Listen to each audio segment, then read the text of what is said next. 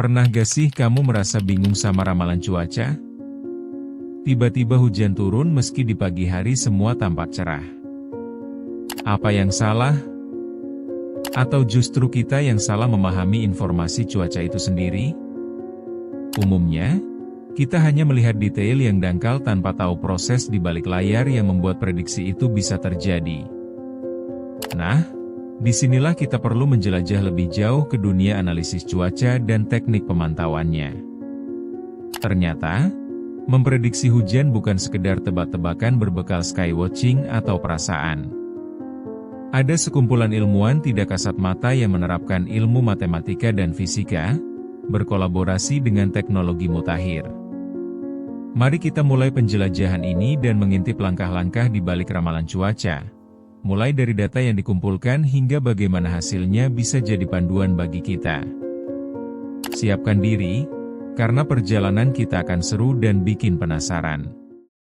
Chapter 1. Apa itu pusat cuaca dan fungsi utamanya? Pusat cuaca mungkin terdengar seperti tempat di mana orang-orang berseragam mempelajari pola cuaca sambil menyeruput kopi. Sebenarnya, itu jauh lebih rumit. Mereka mengumpulkan data dari berbagai sumber, termasuk satelit, radarnya yang canggih, dan sistem pemantauan di darat. Dengan semua data ini, tugas utama mereka adalah menafsirkan informasi yang kadang bisa rumit. Ini seperti menyusun puzzle raksasa. Banyak potongan yang harus sinkron agar gambar cuaca bisa jelas terlihat. Selain itu, tim di pusat cuaca juga bertugas memberikan informasi kepada publik seputar cuaca ekstrim. Jadi, bisa dibilang, mereka itu seperti penyelamat dari hujan lebat yang bisa bikin kita terjebak di luar tanpa payung. Coba bayangkan, kita sudah siap untuk kencan, tapi tiba-tiba hujan deras turun tanpa peringatan. Emosi pastilah campur aduk. Untungnya, pusat cuaca memberikan kita gambaran yang dapat diandalkan agar kita tidak terlalu terbawa oleh situasi yang tidak terduga. Keberadaan pusat cuaca sangat vital untuk membantu kita menghindari momen-momen memalukan yang bisa terjadi akibat hujan mendadak. Menariknya, mereka berperan dalam menjaga rutinitas kita agar tidak terlalu terganggu oleh perubahan cuaca yang tiba-tiba, membawa sedikit ketenangan dalam ketidakpastian alam. Chapter 2. Data yang dikumpulkan dan pengolahan awal. Setelah menyentuh peran penting pusat cuaca, kini kita beranjak pada proses pengumpulan data. Mungkin ini adalah fase yang paling menentukan.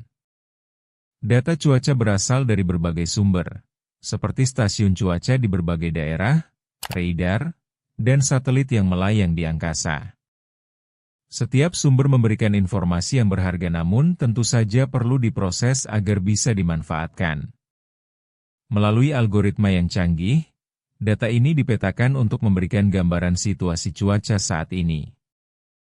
Jadi, saat kamu mendengar ramalan bahwa besok akan hujan, ingat, ia bukan sekedar ditebak berdasarkan kebiasaan bulan sebelumnya. Di balik prediksi itu, ada proses panjang yang dilakukan para ilmuwan dengan menggunakan komputer yang mampu menganalisis data dalam waktu singkat. Mereka bukan sekedar membaca langit, mereka membaca data.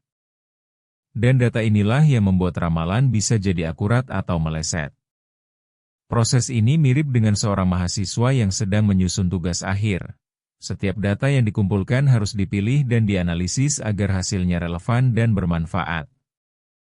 Sebuah pekerjaan yang memang melelahkan, tapi sangat penting agar hasil yang diperoleh tidak main-main. Ini memberikan gambaran bahwa setiap detail itu krusial, karena keputusan kita sehari-hari tergantung pada akurasi informasi tersebut.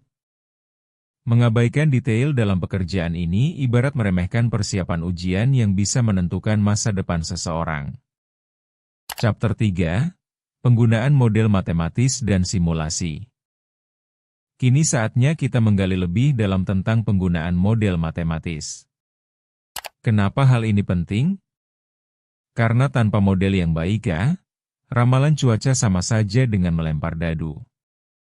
Dalam dunia cuaca, para ahli menggunakan model yang memadukan fisika dan statistik untuk memprediksi apa yang mungkin terjadi.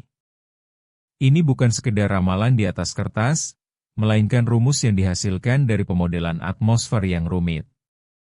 Dengan mengintegrasikan semua data yang ada, model ini mensimulasikan kondisi atmosfer untuk beberapa jam ke depan.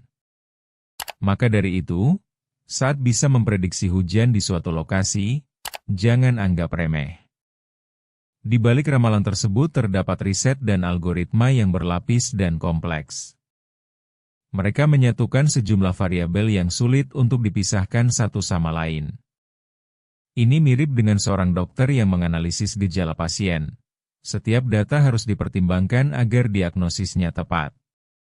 Proses matematis ini sangat laborius dan penuh ketelitian, bukan hanya sekedar hitung-hitungan kasual. Kesalahan sekecil apapun bisa berakibat besar, seperti saat seorang pilot mengabaikan instruksi saat mengemudikan pesawat. Ini baru terlihat jelas ketika cuaca mendadak berubah dan semua model itu dipertaruhkan. Chapter 4, Tantangan dalam memprediksi cuaca. Siapa bilang ramalan cuaca itu gampang? Kita seringkali mendengar soal kesalahan prediksi yang bikin kita geleng-geleng kepala. Pusat cuaca sering menghadapi tantangan besar seperti perubahan iklim yang terus-menerus mengubah pola cuaca. Gampangnya, bisa dibilang cuaca itu unpredictable. Sekali lagi, ini bukan sekedar soal data, tapi juga keberuntungan. Alih-alih hanya paham angka, mereka juga harus bisa membaca pola perilaku atmosfer yang tak jarang bikin bingung. Jadi, jangan langsung kecewa saat hujan tiba-tiba datang di saat kamu dengan percaya diri sudah mengatur agenda luar. Mungkin saja itu akibat dari kompleksitas yang sulit diprediksi. Dalam dunia meteorologi, kesalahan prediksi tetap bisa terjadi dan itu adalah tantangan yang harus dihadapi.